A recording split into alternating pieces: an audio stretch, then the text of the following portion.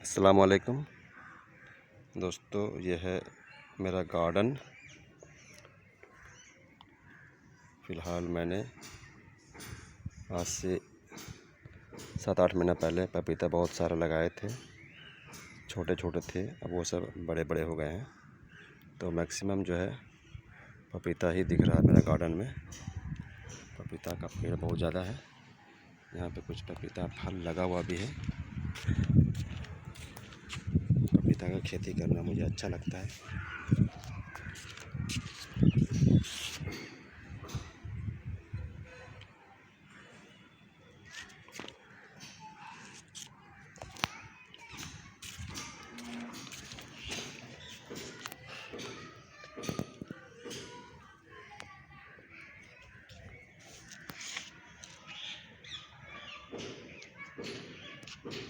साथ में ये करिया पत्ती है और इस कुछ छोटे छोटे पौधे नीचे में हैं।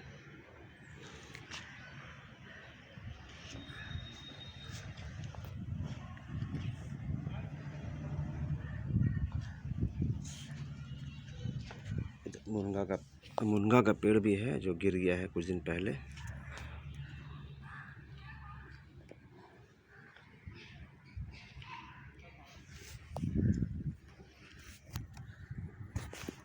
इधर नीचे में मैंने पुदीना लगाया था जो अब ज़्यादा पानी की वजह से सूख चुका है। नीचे में ओल का पौधा भी है।